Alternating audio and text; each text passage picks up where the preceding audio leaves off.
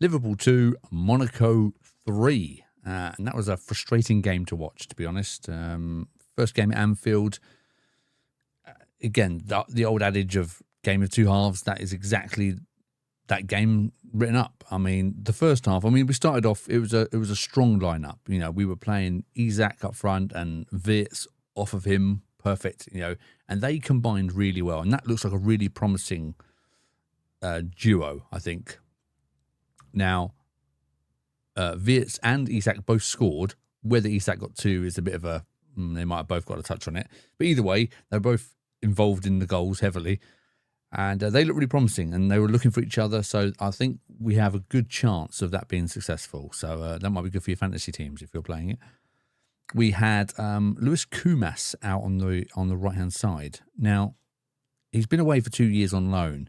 And I do think he's worth keeping around this year. I don't think it's worth loaning him out because he can play all across the front three there. And I think he showed that in the game. He was playing on the right.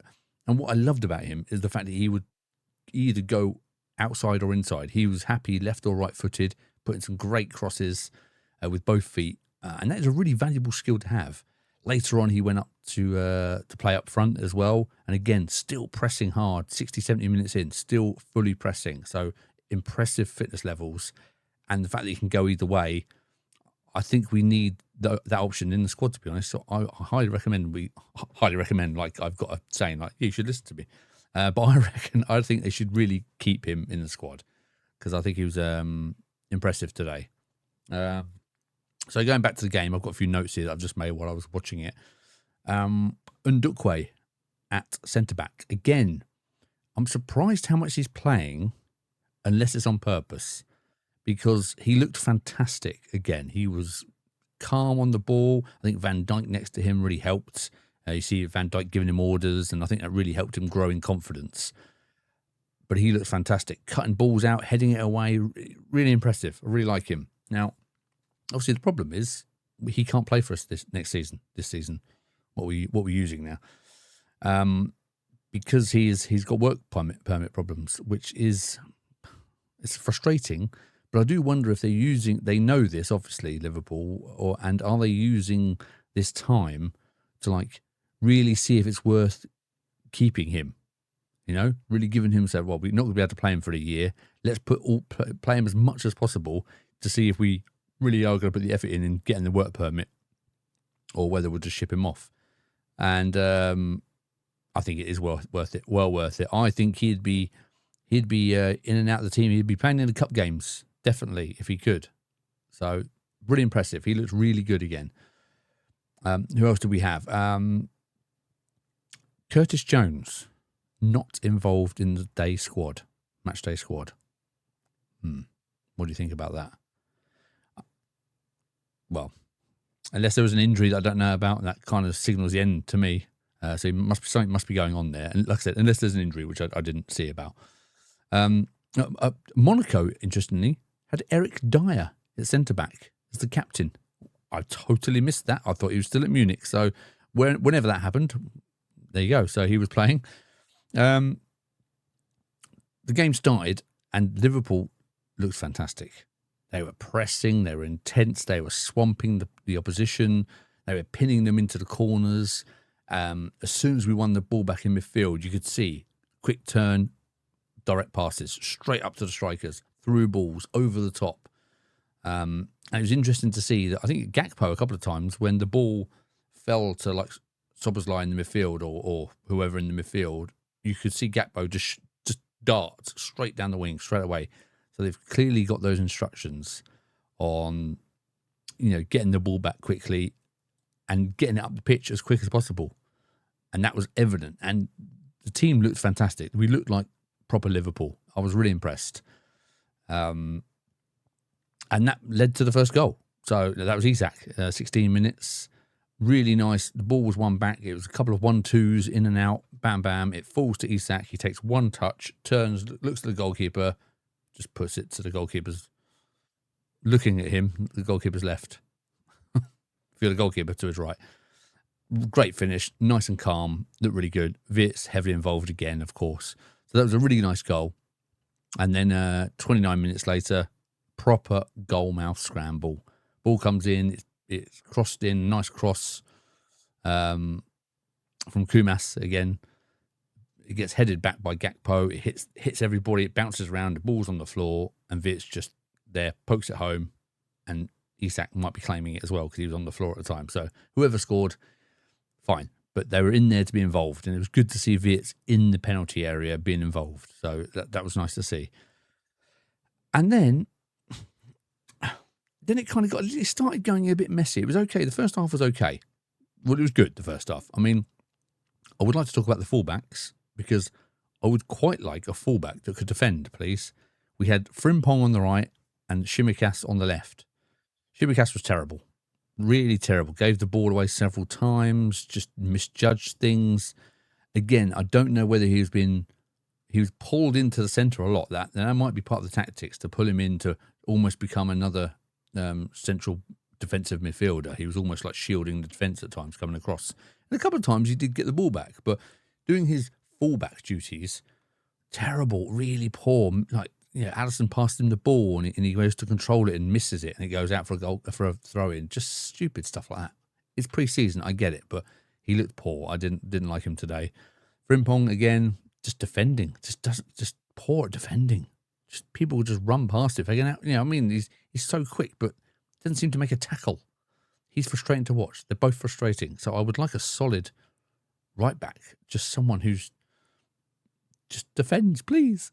Anyway, but that was it. And it was all going quite well, to be honest, until just before half time, where the Monaco player ran into the penalty box. Van Dijk takes this little swipe. They were saying, it's a soft penalty. It wasn't. It was a penalty. He kicked him in the shins and he went down. It's a clear penalty to me. I don't know what the argument was, to be honest. Just a bit of a lazy swing at him, to be honest. Pre-season, first game back, I've got no problems with that. The player just dispatched it in the top right corner. Alisson, no chance. That's one of those things. There's no problem. After that, second half, we made some changes. Terrible. We'd lost all our intensity, all the pace. All the game plan was all out the window. They were countering us now, and we just couldn't stop it. It was quite frustrating to watch. And then they scored 2 goals, basically. The game went on, they scored 2 more goals and beat us. That's the short end of it. Because the second half, there was nothing to tell you about because it was just substitutions and substitutions. We got to see Munoz. He came on. He had one run, really, at a defender where he stood him up and then bam, gone. Like, in a flash, he was 5 yards ahead of him. Incredible pace. Incredible pace. That was the only real thing we saw of him, other than a couple of little runs. Rio came on. He looked a bit, he was getting a bit frustrated, Rio. He was doing some pointing and shouting at full time there. I don't know who he was talking to, whether he was talking about, to Ramsey, who came on about releasing the ball down the line quicker. I'm not quite sure, but he played on the right, interestingly. Munoz was on the left. And Rio looks like he's bulked up. He looks stronger. He looks bigger. And you've got to be careful with that, obviously, because you do start losing a bit of your pace and a bit of your agility when you start bulking up. But he looks like he needed it, and he looks strong. He looks a little bit more grown up. But didn't, he ran with the ball a couple of times, looked promising, as he has been all pre-season. No problem with that. Neoni he's got a lazy way of looking. The way he plays looks lazy. He's a little bit like Joel Matip. Just looks super casual all the time. And sometimes it looks too casual. And he gave the ball away a few times. Which isn't a problem because Iraola does promote, make the pass. Don't worry about it. Make the pass and we'll defend. If it goes wrong, we'll defend it and get the ball back. So he might not be bothered about that, but he did give the ball away with some little short passes that was unnecessary. But he does look promising. Again, still a young boy. I'm sure he's going to be involved a fair bit, to be honest. But he looks good, but just got to be careful of that. Szoboszlai was pretty quiet today, really. He was getting quite frustrated. Now, I do want to be careful. I do think we do need to be careful with Szoboszlai because he was getting frustrated and not being passed the ball, but in the penalty area when the player who was taking the shot had full right to take a shot, and he would have been taking a shot if he was falling to him. But he was, they took the shot, didn't go in, and he was sitting there going, pointing to the ground like, how did you not pass to me? So I don't want him to get a bit too big for his boots. He's getting a little bit, not bossy, but bossy, like it's his team now. And I get it. If he's going to be the captain and that's how he's playing, I don't have a problem with that. But he just needs to check himself a little bit, that he doesn't start being too moaning about everything. Like, why didn't you pass me the ball? And should have passed it here now. Just being careful. I don't think he's quite earned the right to be that bossy yet. He's not Steven Gerrard yet. So I think he just needs to watch it a little bit. I don't know what you think about that. Did you get that impression from Szoboszlai? He didn't really do an awful lot today. Again, no problem with him. He had a few nice passes and chip balls forward, but not as involved as he has been recently, I don't think. Yeah, and that was basically the game, to be honest. There's not really much to say. Isak did look sharp. He looked so much fitter and ready to play. That was really nice to see. Van Dijk's back, that's good to see. Gravenberch played as well, of course. Alisson played the first half. And yeah, and that's all there is, really. It's frustrating to lose. It's frustrating that we have let the lead slip again. And I don't want to be a good for half a game. That's no good. We're going to get punished a lot. So we need to up our fitness levels. We need some more players. We desperately need some more attackers. Because again, as soon as Isak went off, we had no threat, nothing at all. I mean, Kumas, again, he's promising, but he's a slight guy. We didn't have the ball up in that end of the pitch for him to actually have a chance. But I think we lost the threat without Isak. And we don't know, who do we have? We have no one. Ekitike would be great. I mean, the Ekitike problem is actually interesting because where does he play now? If we're playing Isak as the main number 9, which he said already, we're playing Wirtz off of him as a number 10, which he has said already, where the hell does Ekitike play? If we buy Barcola, he's going to play on the left. So that's Ekitike's second sort of spot. And Rio on the right. Does Ekitike drift out right? I don't know where he plays when he comes back. Does he sit on the bench? He's way too good for that. I mean, I'd like to see them both play up front, a 2 with Wirtz behind them. But then why do we buy Barcola?